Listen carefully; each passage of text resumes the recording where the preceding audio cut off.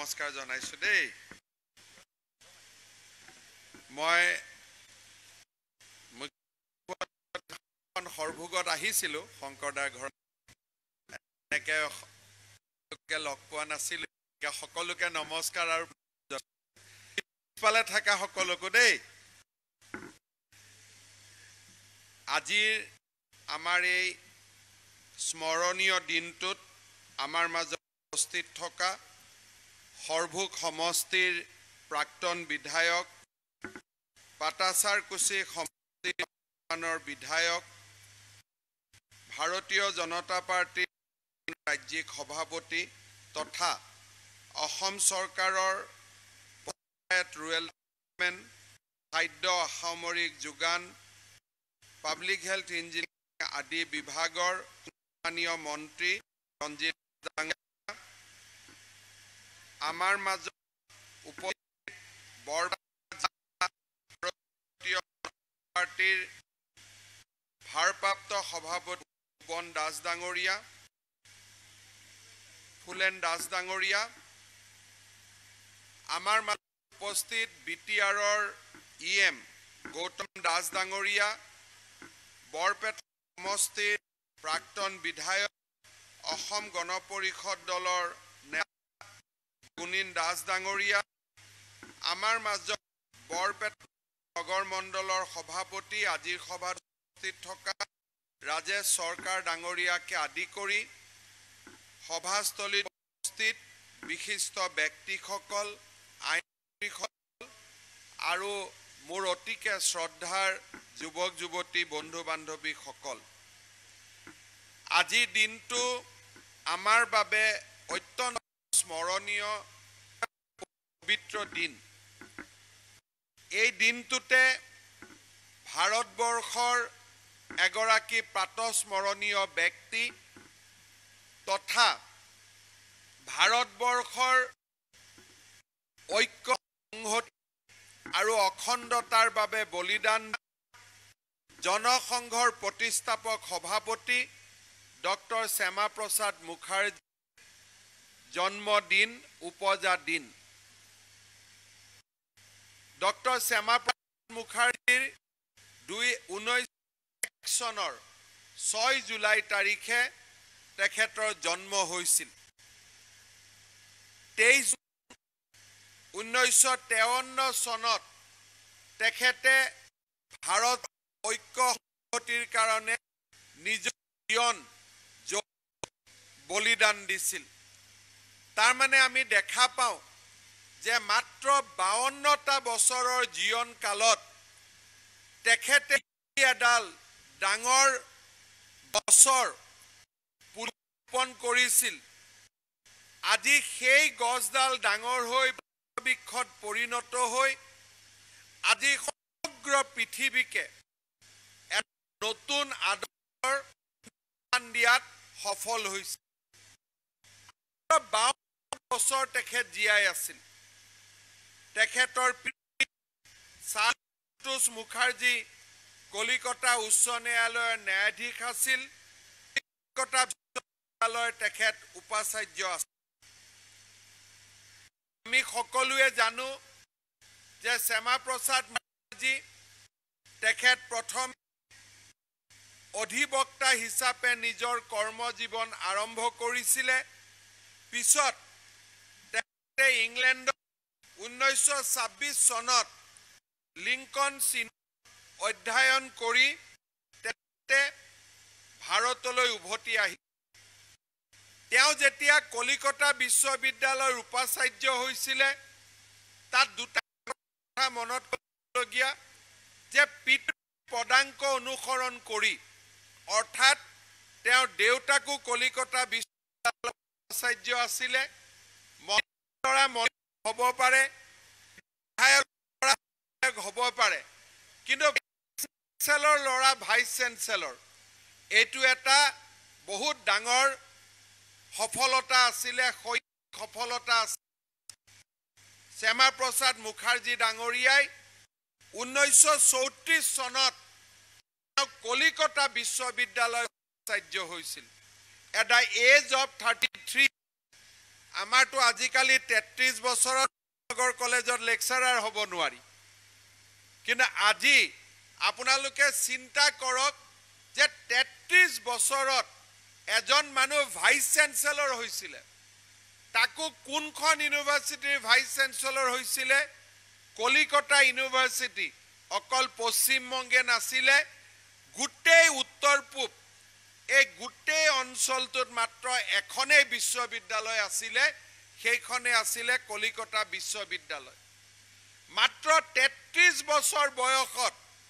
তেখেত ভাইস চেঞ্চেলৰ হৈছিল তেখেতৰ ৰাজনৈতিক জীৱন 1929 চনত তেওঁ ভাৰতীয় জাতীয় কংগ্ৰেছৰ সদস্য হিচাপে বেংগল এছেম্বলিত তেওঁ এমএলএ হৈছিল 41 পৰা 42 চন এক বছৰ তেওঁ বেংগলৰ পশ্চিমবংগৰ তেওঁ বিত্তমন্ত্ৰী আছিল 1946 চনত তেওঁ কলিকতা বিশ্ববিদ্যালয়ৰ পৰা নিৰ্বাচিত হৈ কনষ্টিটিউয়েন্ট এছেম্বলিৰ ভাৰতৰ সংবিধান সভাৰ তেখেত এগৰাকী সদস্য হৈছিল 1951 চনত তেওঁ জনসংঘ প্ৰতিষ্ঠা কৰিছিল তাৰ আগতে 47 পৰা 48 চনত তেওঁ ভাৰতৰ প্ৰথম উদ্যোগ আৰু বাণিজ্য মন্ত্ৰী হৈছিল 52 চনত তেওঁ জনসংঘৰ পৰা মেম্বাৰ পাৰ্লিমেন্ট হৈছিল মাত্ৰ 3 জন এমপি জিকিছিল তাত শ্যামা প্ৰসাদ মুখাৰ্জী এজন আছিল এই 1 চনৰ পৰা 53 চনলৈ এই সময়ছোৱাত এজন মানুহ ভাইস চেঞ্চেলৰ হল বিশ্বৰ আটাইতকৈ ডাঙৰ ৰাজনৈতিক দলটো প্ৰতিষ্ঠা কৰিলে তেওঁ সংবিধান ৰচনা কৰাত কন্ট্ৰিবিউশন দিলে আৰু একেজন মানুহে ভাৰতৰ আদৰ্শ ভাৰতৰ ঐক্য সংহতিৰ বাবে এটা বিশাল আন্দোলন তেওঁ গঢ়ি তুলি তাত তেওঁ প্ৰাণ আহুতি দিলে মাত্ৰ 50 বছৰৰ কৰ্মময় জীৱনত তাকো যদি আমি শৈশৱ বাদ দিও 12 বছৰ মাত্ৰ 40টা বছৰত তেওঁ এক প্ৰকাৰ অসাধ্য সাধন কৰিছিল আজি ভাৰতীয় জনতা পাৰ্টিৰ বৰপেটা জিলা বৰপেটা ৰোড নগৰ মণ্ডলৰ উদ্যোগত শ্যামা প্ৰসাদ মুখাৰ্জীৰ এটা প্ৰতিমূৰ্তি আমি ইয়াতে নিৰ্মাণ কৰিছো এই প্ৰতিমূৰ্তিটো উদ্বোধন কৰাৰ মোৰ সৌভাগ্য হৈছে মই ৰঞ্জিত দাস ডাঙৰীয়া আমাৰ বৰপেটা জিলাৰ সভাপতি ফুলেন দাস ডাঙৰীয়া আৰু ৰাজেশ সৰকাৰকে আদি কৰি আটাইকে মই ধন্যবাদ জনাইছো যে এনে এক পবিত্ৰ আৰু মংগলময় কামত মই নিজকে জড়িত কৰাৰ আজি সৌভাগ্য লাভ কৰিছো এই প্ৰতিমূৰ্তি উদ্বোধন কৰোঁতে মই লক্ষ্মীনাথ বেজবৰুৱা ভৱনতো খন্তেক সময় থিয় হৈ সেই ভৱনটো নিৰ্মাণৰ বিষয়েও আলোচনা কৰি আহিছো আৰু লক্ষ্মীনাথ বেজবৰুৱা ভৱনটো নিৰ্মাণৰ সম্পূৰ্ণ কৰাৰ বাবে চৰকাৰৰ পৰা 1 কোটি টকা আমি আগবঢ়াম তাকো মই আজি ঘোষণা কৰিছো কিন্তু শ্যামা প্ৰসাদ মুখাৰ্জীৰ প্ৰতিমূৰ্তি আৰু লক্ষ্মীনাথ বেজবৰুৱাৰ মাজত সম্বন্ধ কি অসমৰ বহুত মানুহে নাজানে কিন্তু যি ধৰণে সাহিত্যৰতী লক্ষ্মীনাথ বেজবৰুৱাই নিজৰ জীৱন সমগ্ৰ জীৱন অসমীয়া ভাষাৰ কাৰণে উৎসৰ্গা কৰিছিল সেই অসমীয়া ভাষাটোৰে আটাইতকৈ যদি কোনোবা এজন শুভাকাংক্ষী অসমৰ বাহিৰত আছিল সেইজনে আছিল শ্যামা প্ৰসাদ মুখাৰ্জী শ্যামা প্ৰসাদ মুখাৰ্জী তেওঁ যেতিয়া কলিকতা বিশ্ববিদ্যালয়ত ভাইস চেঞ্চেলৰ আছিল তেওঁ প্ৰথম কলিকতা ইউনিভাৰ্সিটিত অসমীয়া ভাষা প্ৰৱৰ্তন কৰিছিল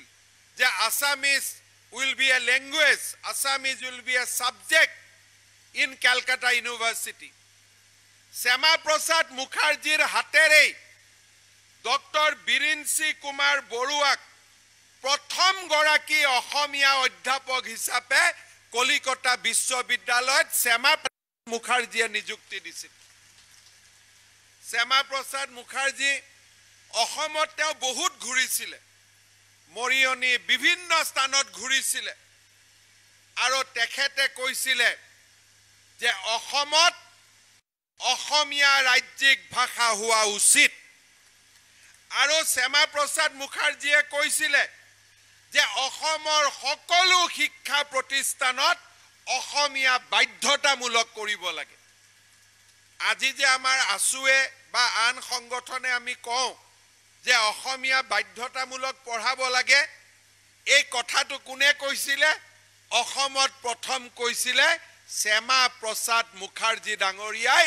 যে অসমত অসমীয়া ভাষা শিক্ষানুষ্ঠানত বাধ্যতামূলকভাৱে পঢ়াব লাগে। যিসকলে মাজে মাজে অসমীয়া বঙালী এইবিলাক কথা কয়, তেওঁলোকৰ কাৰণেও এই কথাটো খুব ডাঙৰ কথা যে এজন বঙালী ভদ্ৰ কলিকতা বিশ্ববিদ্যালয়ত অসমীয়া ভাষা প্ৰৱৰ্তন কৰিছিল। এজন বঙালী ভদ্ৰলোকে বীৰেন্সি কুমাৰ বৰুৱাক প্ৰথম গৰাকী অধ্যাপক হিচাপে নিযুক্তি কৰিছিল। এজন বঙালী ভদ্ৰলোকে অসমৰ চুকে কোণে আহি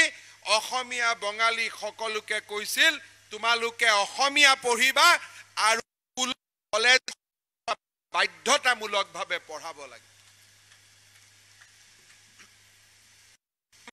প্ৰসাদ মুখাৰ্জীৰ লগত অসমৰ সম্পৰ্ক ইয়াতে শেষ হৈ নাযায়। কেইদিনমান আগতে মোক কটন কলেজৰ এগৰাকী অধ্যাপিকা মোক পঢ়াইছিলে,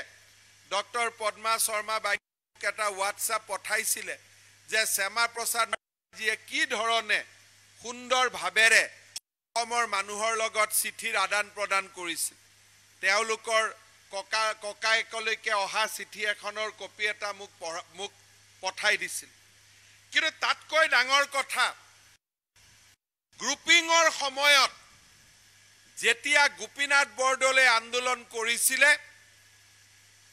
তেতিয়া পুষ্পলতা দাস বাইদেৱে কিতাপত লিখিছে যে যদি শৰৎ চন্দ্ৰ বসু, সুভাষ বসুৰ ককায়েক, নেতাজী সুভাষ চন্দ্ৰ বসুৰ ককায়েক আৰু শ্যামা প্ৰসাদ মুখাৰ্জী যদি বৰদলৈ ডাঙৰীয়াক পৰামৰ্শ নিদিলেহেঁতেন তেতিয়াহ'লে হয়তো বৰদলৈ ডাঙৰীয়া মহাত্মা গান্ধীৰ ওচৰলৈকে গৈ গ্ৰুপিঙৰ পৰা অসমক বচাব নোৱাৰিলেহেঁতেন। এই কথাখিনি মোৰ কথা নহয়, পুষ্পলতা দাস বাইদেৱে তেওঁৰ এখন কিতাপত লিখিছে, আমি সকলোৱে জানা উচিত। শৰৎ চন্দ্ৰ বসু, এইখিনি তেওঁৰ কথা, এইখিনি মোৰ কথা নহয়। শৰৎ চন্দ্ৰ বসু আৰু শ্যামা প্ৰসাদ মুখাৰ্জীয়েতো অসমৰ নেতাসকলক, বিশেষকৈ বৰদলৈ দেৱক গ শাখাৰ বিৰুদ্ধে অসমৰ অভিমত ব্যক্ত কৰি যুগুত কৰা চিঠি প্ৰস্তাৱ আদি ৰচনা কৰোঁতে কেনেকুৱা অবাধ্য যুক্তিৰে তাক গাঁঠিব লাগিব সেই বিষয়ে দিহা মৰা পৰামৰ্শ দি তেওঁবিলাকে নিজেও কিছুমান আৰ্হি লিখি দিছিল। শ্যামা প্ৰসাদ মুখাৰ্জীয়ে অসমক ইমান ভাল পাইছিল, তেওঁ কি কৈছিল এইখিনিও বাইদেউৰ কথা, মোৰ কথা নহয়, যে বংগ দেশৰ লগত অসম মৰিব নালাগে, কাৰণ বংগ পাকিস্তানৰ গ্ৰুপিঙত গৈছিলে। তেতিয়া শ্যামা প্ৰসাদ মুখাৰ্জীয়ে গোপীনাথ বৰদলৈক কৈছিল যে তোমালোকে বংগৰ লগত মৰিব নালাগে, অসমে যুঁজ দিয়ক, এই আঁচনিখন গ্ৰুপিং আঁচনিখন ব্যৰ্থ কৰি দিয়ক। বাইদেৱে আকৌ লিখিছিলে যে শৰৎ চন্দ্ৰ বসু আৰু শ্যামা প্ৰসাদ মুখাৰ্জীৰ মেধা সেই সময়ত বৰদলৈ দেৱৰ বাবে কিমান সহায়ক আছিল সেই সময়ৰ কৰ্মীসকলেহে জানে। পুষ্পলতা বাইদেৱে লিখিছিল যে অসমে এই দুয়োগৰাকী ব্যক্তিক শ্ৰদ্ধা সহকাৰে স্মৰণ কৰিবই লাগিব। এয়া কোনে কৈছিল? আমাৰ অসমৰ এগৰাকী প্ৰখ্যাত স্বাধীনতা সংগ্ৰামৰ সেনানী লোকপ্ৰিয় গোপীনাথ বৰদলৈৰ লগত একেলগে স্বাধীনতা সংগ্ৰামত যুঁজ দিয়া লোকপ্ৰিয় গোপীনাথ বৰদলৈৰ অত্যন্ত সহকৰ্মী পুষ্পলতা দাস বাইদেউ ইয়াৰ গোটেই বেকগ্ৰাউণ্ডটো কি আছিল যেতিয়া দেশ বিভাজনৰ কথা আহিছিল গ্ৰুপিঙত তেতিয়া পাঞ্জাব আৰু বেংগল পাকিস্তানত যোৱা কথা যদি বেংগলখন পাকিস্তানত গুচি গ'লহেঁতেন অসম আৰু ভাৰত কেনেকৈ থাকিলেহেঁতেন আমাৰতো ৰাস্তাই নাই শিলিগুৰিখন আপোনালোকে ধৰি লওক বৰপেটাত আছে ইয়াত বুজিব পাৰে যে তাৰমানে শ্ৰীৰামপুৰখন কেনেকৈ ওলাই গ'লহেঁতেন সেইকাৰণে শ্যামা প্ৰসাদ মুখাৰ্জী আৰু বৰদলৈ ডাঙৰীয়া একেলগ হৈছিল যে বংগ বাচিলেহে অসম বাচিব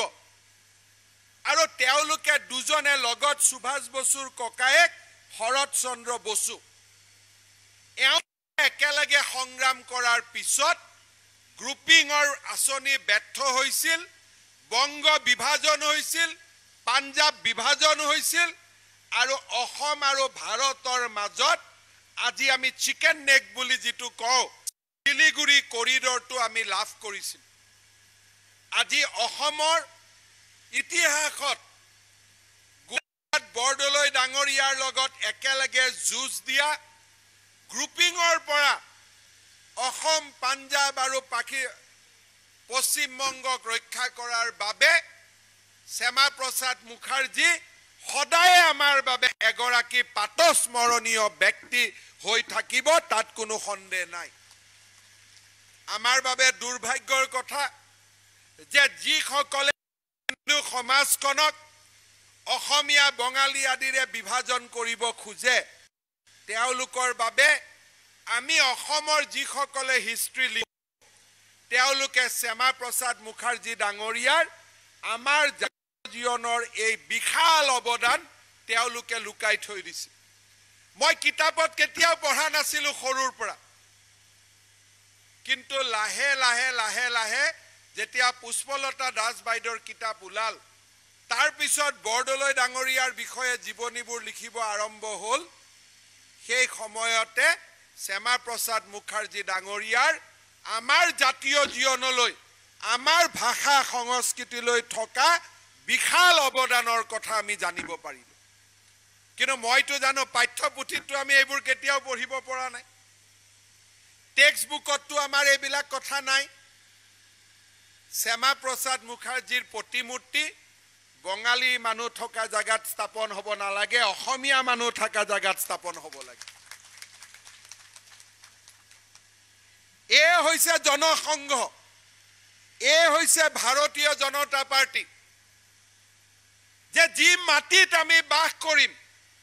যি মাটিত আমি থাকিম সেই মাটিৰ সংস্কৃতি আমাৰ সেই মাটিৰ খাদ্য বস্তু আমাৰ সেই সংস্কৃতি আমাৰ কিন্তু এই গোটেইবিলাক সংস্কৃতিয়ে একেলগ হ'ব আৰু ভাৰতৰ মহান সনাতন সংস্কৃতি আমি নিৰ্মাণ কৰিম আৰু তাৰ লগত আমি নিজক একাকাৰ কৰি দিম এই হৈছে ভাৰতৰ আমাৰ জাতীয় চৰিত্ৰ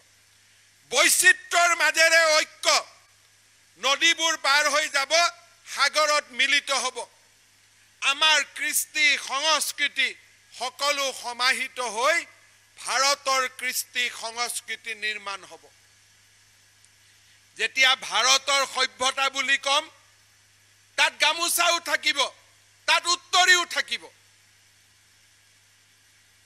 তাত নাৰিকলৰ লাৰু থাকিব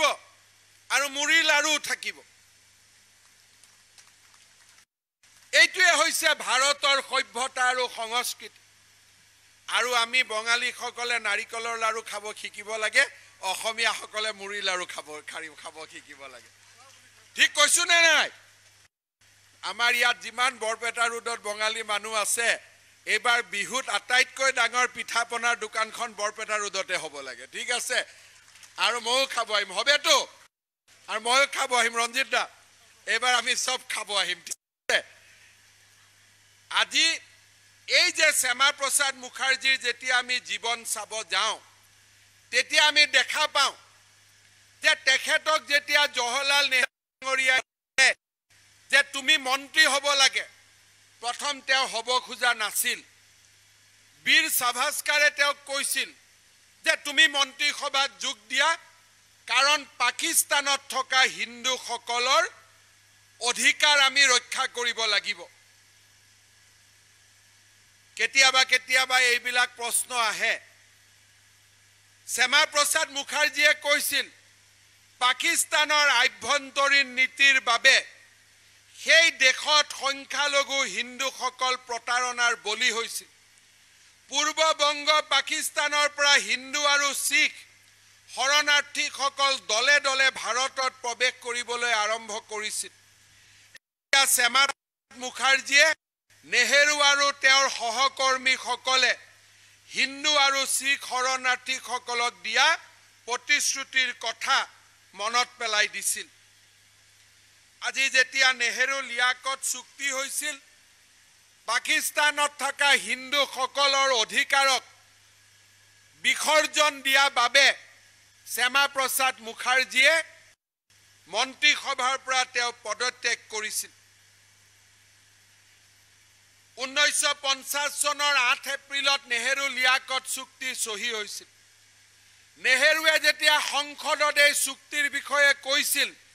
শ্যামা প্ৰসাদ মুখাৰ্জীৰ শৰীৰত তেজৰ তীৰবিৰণি উঠিছিল তেওঁ কৈছিল যে হাজাৰ হাজাৰ হিন্দু মহিলা ধৰ্ষিতা হৈছে হাজাৰ হাজাৰ হিন্দু মহিলা ব্যক্তিৰ তেজেৰে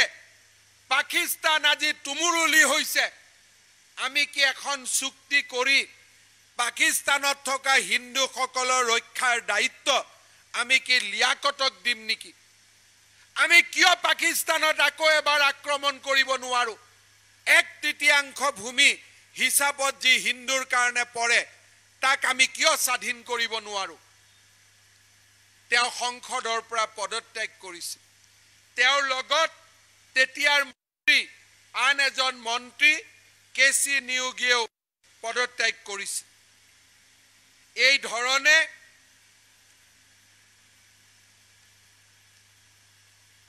শ্যামা প্ৰসাদ মুখাৰ্জীয়ে পদত্যাগ কৰাৰ সময়ত কৈছিল যে সাম্প্ৰতিক চুক্তিখনৰ মূল সমস্যাৰ সমাধান নহয় সমস্যাটো এনেকুৱা যে তাক জোৰা টাপলি মাৰি সমাধান কৰিব পৰা নাযায় পাকিস্তানৰ নীতি হ'ল এখন মুছলমান ৰাষ্ট্ৰ প্ৰতিষ্ঠা কৰা হিন্দু তথা শিখসকলক ধ্বংস কৰি পেলোৱা তেওঁলোকৰ সম্পত্তি দখল কৰি লোৱা এই নীতিৰ ফলতে আজি পাকিস্তানত সংখ্যালঘু হিন্দু তথা শিখসকলৰ জীৱন বিপন্ন হৈ পৰিছে আমি ইতিহাসৰ এই শিক্ষা নাপাহৰো পাহৰিলে আমাৰ সৰ্বনাশ নিশ্চিত আজি আপোনালোকে জানে এইবিলাক কথা কেতিয়া কৈছিল শ্যামা প্ৰসাদ মুখাৰ্জীয়ে 1950 চনত আজি পাকিস্তানৰ লোকগণনা হয় তাত হিন্দু আৰু শিখৰ সংখ্যা কেনেকৈ কমি আহিছে জিন্নাই যাক ধৰ্ম নিৰপেক্ষ দেশ হ'ব বুলি কৈছিল তেওঁ প্ৰতিশ্ৰুতি দিছিল ভুৱা প্ৰতিশ্ৰুতি দিছিল যে আমি হিন্দু শিখক ৰক্ষণাবেক্ষণ কৰিম তেওঁ ভাষণ দিছিল পাকিস্তান সৃষ্টি হোৱাৰ পিছত কিন্তু সেই ভাষণ ইন্টাৰনেশ্যনেল অডিয়েন্সৰ কাৰণে আছিল কিন্তু ভিতৰে ভিতৰে কৈছিল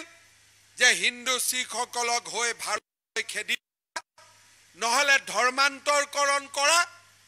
নহলে তেওঁলোকক হত্যা কৰা সতীত্ব নষ্ট কৰা আজি 2019 চনত 20 চনত 21 চনত থিয়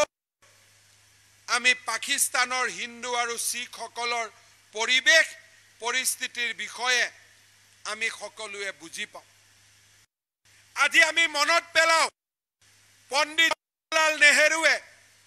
1947 চনৰ 15 আগষ্টত কি কৈছিল তেওঁ কৈছিল তেওঁৰ ভাষণ আছিল আমি আমাৰ সেই সকলো ভাতৃ ভগ্নীৰ কথাও ভাবিছো যিসকলে ৰাজনৈতিক বিভাজনৰ ফলত আমাৰ পৰা বিচ্ছিন্ন হৈ পৰিছে আৰু যিসকলে স্বাধীনতাৰ আনন্দৰ পৰা বঞ্চিত হৈছে যে 15 আগষ্টত ভাৰতৰ স্বাধীনতাৰ আনন্দ কৰিছিল পাকিস্তানত থকা হিন্দুসকলে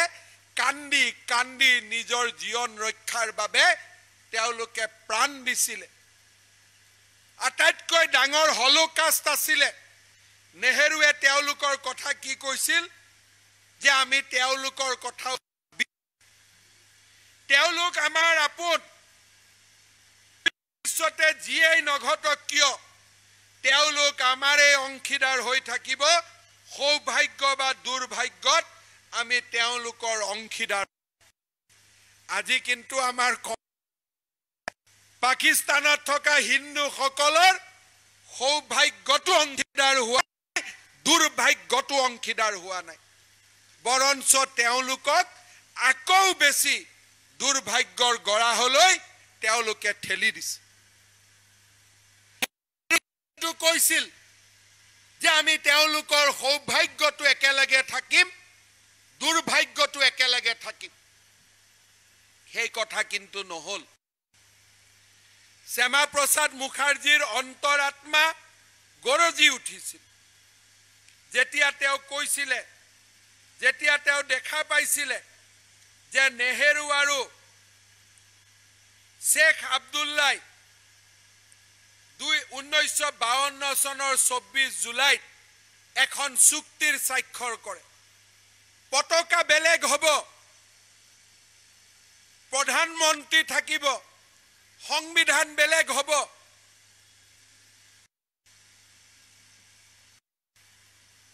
এখন দেশৰ মাজতে দুখন দেশ থাকিব জন্মুৰ ডোগৰা কমিউনিটি হিন্দুসকলে ইয়াত অসন্তুষ্টি কৰিলে তীব্ৰ অসন্তুষ্টি শ্যামা প্ৰসাদ মুখাৰ্জী গৈ জম্মু পালেগৈ তেওঁ কৈছিলে এক দেশ में दो विधान एक देश में दो निशान एक देश में दो प्रधान नहीं चलेगा এই কথা শ্যামা প্ৰসাদ মুখাৰ্জীয়ে কৈছিল কোট কৈছিলে জম্মুৰ মাটিত থিয় হৈ শ্যামা প্ৰসাদ মুখাৰ্জীয়ে সেই উদাত্ত ভাষণ দিছিল তেওঁ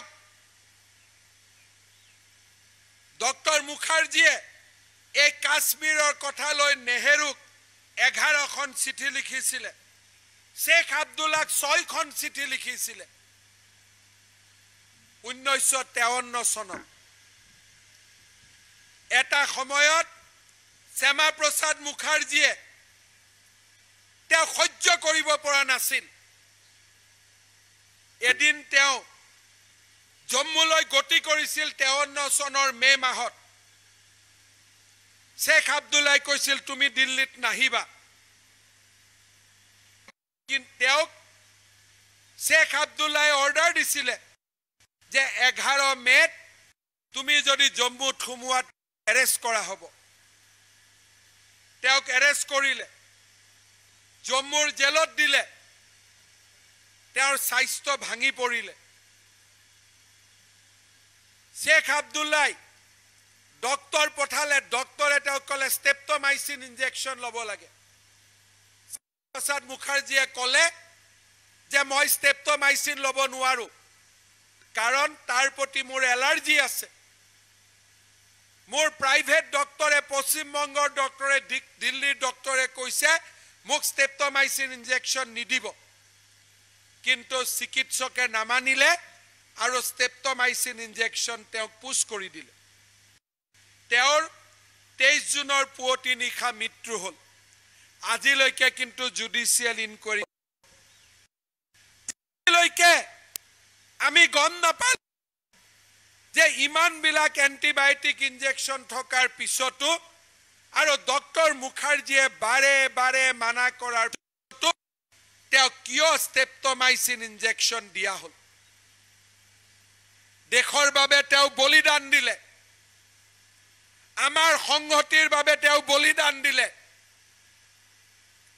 লাহে লাহে আমি তেওঁৰ বলিদানৰ কথা পাহৰিলো গংগা দি ব্ৰহ্মপুত্ৰ দি বহুত নদীৰ পানী পাৰ হৈ গল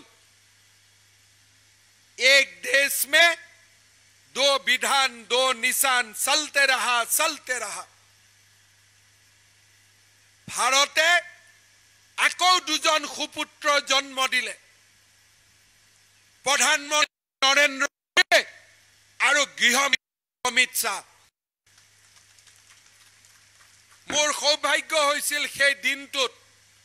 গৃহমন্ত্ৰী অমিত শাহ ডাঙৰীয়াৰ লগত সেই মুহূৰ্তত দুটা দিন 370 ধাৰাৰ বিলুপ্তিৰ সময়ত সেই দুটা দিন তেওঁৰ কাৰ্যালয়ত একেলগে আমি আছিলো আমি নাজানিছিলো কি কাম কৰি আছে কিন্তু ভাইস প্ৰেসিডেন্টৰ তাত গৈছে এবাৰ প্ৰধানমন্ত্ৰীৰ তাত গৈছে এবাৰ আইন মন্ত্ৰীক মাতিছে আমি শুনা পাইছো কাশ্মীৰলৈকে সামৰিক বাহিনী গৈছে উৎকট বিষয় অমিত শাহ ডাঙৰীয়াই আমাক কোৱা মুখ খালি কৈছে উত্তৰ পূৰ্বৰ গোটেইখিনি ৰাজ্যসভাৰ এমপিক তুমি একেলগে লৈ থাকা তেনেকে বিভিন্ন জনক নিৰ্দেশ দি আছে যেতিয়া সেন্ট্ৰেল কেবিনেটে ৰাতিপুৱা 7টা বজাত খুব সম্ভৱ 8টা বজাত অনুমতি দিলে তেতিয়া অমিত শাহ ডাঙৰীয়া আমাক কৈছিলে যে আজি ৰাজ্যসভাত মই 370 ধৰা বাতিলৰ বাবে আইন মই আনিম প্ৰস্তাৱ আনিম মোৰ জীৱনৰ আটাইতকৈ আজিৰ দিনটোৱে প্ৰাপ্তিৰ দিন আনন্দৰ দিন সফল দিন মোৰ সৌভাগ্য হৈছিল দিল্লীত যেহেতু আছিলো ৰাজ্যসভাত বহি তেখেতৰ ভাষণ শুনা কংগ্ৰেছৰ লিডাৰ বিলাক ফ্লোৰত বাগৰি পৰিছে কান্দি আছে 370 ধৰা বাতিল হ'ব নালাগে বীৰৰ দৰে অমিত শাহে সংসদীয় হৈ শ্যামা প্ৰসাদ মুখাৰ্জী তেওঁৰ মৃত্যুৰ পিছত প্ৰায় 70 বছৰ 68 বছৰ পিছত শ্যামা প্ৰসাদ মুখাৰ্জীৰ সপোন সাৰ্থক কৰি 370 ধৰা বাতিল কৰি সেই জনা যুগদস্তা ব্যক্তিলৈ নিজৰ শ্ৰদ্ধা নিবেদন কৰি আজি ভাৰতীয় জনতা পাৰ্টিয়ে যোৱা 2টা বছৰত 3টা বছৰত ৰাম মন্দিৰে হওক বা 370 ধাৰাৰ বিলুপ্তিকৰণে হওক আমি আদৰ্শৰ যুঁজখনত বিজয়ী হল শ্যামা প্ৰসাদ মুখাৰ্জীৰ যেতিয়া জীৱনৰ কথা চাম এটা কথা আমি সদায় মনত ৰখা উচিত যে হিন্দুৱে মানুহক কট্টৰতা নিশিকায় হিন্দুৱে মানুহক সাম্প্ৰদায়িকতা নিশিকায় শ্যামা প্ৰসাদ মুখাৰ্জীয়ে জনসংঘ প্ৰতিষ্ঠা কৰাৰ সময়ত তেওঁ কৈছিল জাতি তথা ধৰ্ম ভিত্তিক সংখ্যালঘু ৰাজনীতিক উৎসাহ প্ৰদান কৰাটো বিপদজনক সেইবাবে ভাৰতৰ সংখ্যাগুৰু সম্প্ৰদায়ৰ কৰ্তব্য হ'ব যে মাতৃভূমিৰ প্ৰতি প্ৰকৃত অনুগত লোকসকলক পূৰ্ণ সুৰক্ষা প্ৰদান কৰা সামাজিক আৰু অৰ্থনৈতিক ৰাজনৈতিক সকলো ক্ষেত্ৰতে তেওঁলোকক সমান আচৰণৰ অধিকাৰ কৰা এপিজমেন্ট কৰিব নালাগে কিন্তু সকলোকে সুৰক্ষা দিব লাগে যিসকলে ভাৰতক নিজৰ মাতৃভূমি বুলি গণ্য কৰিছে ডক্টৰ শ্যামা প্ৰসাদ মুখাৰ্জীয়ে এই ধৰণে হিন্দু মুছলমান বৌদ্ধ সকলো জাতি জনগোষ্ঠীলৈ মাতৃভূমিৰ প্ৰতি নিজক উৎসৰ্গা কৰাৰ মহান মন্ত্ৰ তেখেতে দি থৈ গৈছিল তেখেতে হিন্দু সমাজক কৈছিল মাতৃভূমিৰ প্ৰতি প্ৰকৃত অনুগত লোকসকলক পূৰ্ণ সুৰক্ষা প্ৰদান কৰা সামাজিক অৰ্থনৈতিক ৰাজনৈতিক সকলো ক্ষেত্ৰতে তেওঁলোকক সমান আচৰণৰ অধিকাৰী কৰা অৰ্থাৎ আমি হিন্দু হৈও যিসকল বৌদ্ধ খ্ৰীষ্টিয়ান ইছলাম যিসকল ভাৰতক নিজৰ মাতৃভূমি বুলি ভাবে ভাৰতক নিজৰ কৰ্মভূমি বুলি ভাবে তেওঁলোকৰ লগত হাতে হাত মিলাই আমি কাম কৰিম কিন্তু আমি মাটি আৰু আমাৰ জাতীয় চৰিত্ৰ আৰু দেশপ্ৰেমক আমি 1 মিনিটৰ বাবেও ভোটৰ বাবে আমি বিসৰ্জন নিদিওঁ সেই অমুক বাণী ডক্টৰ শ্যামা প্ৰসাদ মুখাৰ্জীয়ে আমাৰ বাবে দি থৈ গৈছে আজিৰ এই পবিত্ৰ দিনটোত ভাৰতীয় জনতা পাৰ্টিৰ এজন সাধাৰণ কাৰ্যকৰ্তা হিচাপে এই গৰাকী মহান ব্যক্তিৰ এই যুগদস্তা ব্যক্তি গৰাকীয়ে যি কথা 50-48ত কৈ গৈছিল আখৰে আমি সত্যতা দেখিছো এই গৰাকী ব্যক্তিৰ প্ৰতি শ্ৰদ্ধা সুমন আগবঢ়াবলৈ পাই আৰু এই গৰাকী ব্যক্তিৰ এটা আবক্ষ প্ৰতিমূৰ্তি কৰিবলৈ পাই মই অত্যন্ত গৌৰৱ অনুভৱ কৰিছো বৰপেটা ৰোডবাসী বিশেষকৈ ভাৰতীয় জনতা পাৰ্টিৰ যিসকল কাৰ্যকৰ্তাৰ সৰু সৰুৰে এই প্ৰতিমূৰ্তিটো ইয়াত স্থাপন হ'ল তেওঁলোকক মই পুনৰবাৰ ধন্যবাদ আৰু অভিনন্দন জনাইছো ৰঞ্জিত দাস ডাঙৰীয়াৰ প্ৰচেষ্টাক শলাগ লৈছো কোনোবাই কৈছে ৰঞ্জিত দাস পাটাচাৰকুছিৰ এমএলএ তেওঁ এতিয়া আমাৰ ইয়াৰ গাৰ্জিয়ান মন্ত্ৰী বৰপেটা বঙাইগাঁও সকলোৰে তেওঁক মন্ত্ৰী পাতি দিছো প্ৰত্যেকটো সমষ্টিৰ আগত এমএলএ আছিল তেওঁ এতিয়া প্ৰত্যেকটা সমষ্টিৰ মন্ত্ৰী ইয়াত সিপিএমৰ এমএলএ আছে কিন্তু ৰঞ্জিত দাস আছে বুজি পালেতো তেওঁ বৰপেটাৰ গাৰ্জিয়ান মন্ত্ৰী এমএলএত কৈতো মন্ত্ৰী সদায় ওপৰতে যাব না এমএলএৰ কাম বিধানসভাৰ ভিতৰত এমএলএৰ দায়িত্ব আছে আইন প্ৰণয়ন কৰা বিধানসভাৰ ভিতৰত এক্সিকিউটিভ লেজিসলেটিভ জুডিচিয়াৰী এমএলএৰ কাম আইন প্ৰণয়ন কৰা মন্ত্ৰীৰ কাম সেই আইনক ৰূপান্তৰ কৰা গতিকে বিডিঅই কি কৰিব এছডিচিয়ে কি কৰিব হেতু এমএলএ ঠিক নকৰে এটো মন্ত্ৰীহে ঠিক কৰিব সেই কাৰণে মই ৰঞ্জিত দাস কৈছো যে আপুনি ইমান দিন মইতো গম পোৱা নাছিলো 10 দিনৰ মূৰত এদিন আহিব ম্যাদী পট্টাটো আমাৰ হে অসমৰ মানে চৰকাৰ কাক দিছে বিজেপি এজিপিক দিছে হয়নে গতিকে আমি ইয়াতে থাকিবই লাগিব এটো আমাৰ হে হয়নে নহয় গতিকে ইয়াত আগৰ দৰে যেনেকে উন্নয়নৰ গংগা ৰঞ্জিত দাসে লৈ আহিছিল তেনে এমএলএ হিচাপে নহয় প্ৰমোশন এতিয়া মন্ত্ৰী হিচাপে ৰঞ্জিত দাসে ইয়াৰ কাম কৰিব আগৰ দৰে সব ঠিক ঠাক চলিব সিপিএমৰ এমএলএ মাজে মাজে বিধানসভাত যাব আহিব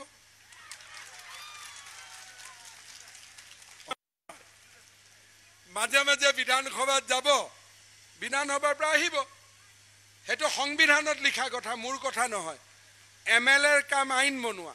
তেওঁলোকে আমাক আইন বনাই দিব যে ঘৰ ইমানটা দিবা কিন্তু ঘৰ কাক দিম এটো আমি ঠিক কৰিম ন হয়নে সিপিএমে ঠিক কৰিব বিধানসভাত বাজেট পাস কৰিব 1000 কিলোমিটাৰ ৰাস্তা হ'ব কোনটো ৰাস্তা হ'ব এটো মন্ত্ৰী বিলাকে ঠিক কৰিব লাগিব নহয় হয়নে নহয় হেতু দেশৰ কথা এটো মই কোনো আইন বিৰুদ্ধ কথা কোৱা নাই হেতু আইনত লিখা আৰু মই যেতিয়ালৈকে সিএম থাকো তেনেকে চলিব দেশ মই এইবিলাক কথা বুজি নাপাওঁ মই সিধা জানো জুডিচিয়াৰী কাম আইন প্ৰণয়ন কৰা আইন ইন্টাৰপ্ৰিটেশন কৰা কালিৰ পৰা যদি জাজে কয় মই ৰাস্তা বনাম হ'ব নেকি দেশ চলিব নেকি তো জাজৰ কাম আমি কৰা ভুল বিলাক দেখুৱাই দিয়া শাস্তি দিয়া মৃত্যুদণ্ডও দিব পাৰে এমএলএৰ কাম কি বিধানসভাত গৈ আইন বনাব আৰু আমাৰ যদি বেয়া কাম কৰে আমাক মন্ত্ৰীৰ পৰা ভাঙিও দিব পাৰে বিধানসভাত এতিয়া নোৱাৰিব আমাৰ মেজৰিটি আছে বেলেগ কথা কিন্তু কাৰ্যপালিকাটো আমাৰ সেইকাৰণে ডিসি এসপি এসডিসি কাক শুনিব মই যেতিয়ালৈকে সিএম হৈ আছো মন্ত্ৰী শুনিব এমএলএ স্পিকাৰে শুনিব ঠিক আছে আৰু এমএলএক আমি সম্মান কৰিম তেওঁ বনোৱা আইনবিলাক আমি ৰূপায়ণ কৰিম আৰু তেওঁক আমি গৌৰৱান্বিত কৰিম যে আপুনি আমাক ৰাস্তা বনোৱা আদেশ দিছিল, আমি ৰাস্তা বনালো। দুখীয়া মানুহক ঘৰ বনাব আদেশ দিছিল, আমি ঘৰ বনালো। আপুনি আমাক অৰুণোদয় দিয়াৰ আদেশ আছিল, আমি অৰুণোদয় দিলো। কিন্তু কাক দিম সেইখিনি আমি ঠিক কৰি ল'ব লাগিব, হয়নে নহয়? SDC BDO তেওঁলোকে ঠিক কৰিব, মন্ত্ৰীয়ে চাইন মাৰিব আৰু মন্ত্ৰীৰ নাম ৰঞ্জিত দাস। ঠিক আছে, হ'ব। বহুত বহুত ধন্যবাদ। এজন মানুহক ধন্যবাদ নিদিলেতো কামটো নহ'ব। বিজু বাবা আছেনে নাই? বাবা CM হলেও এনেকে কথা পাতিব লাগে, ঠিক আছে নহয়? বিজু দাস এই সুন্দৰ, তেওঁ মিৰ্জাত ঘৰ, এই গোটেই মূৰ্তিটো কোনে বনালে? বিজু দাসে। গতিকে সকলোৱে মই গামোচা পিন্ধিম, আপোনালোকে হাত চাপৰিব যাব। পিন্ধিম নহয়, পিন্ধাম।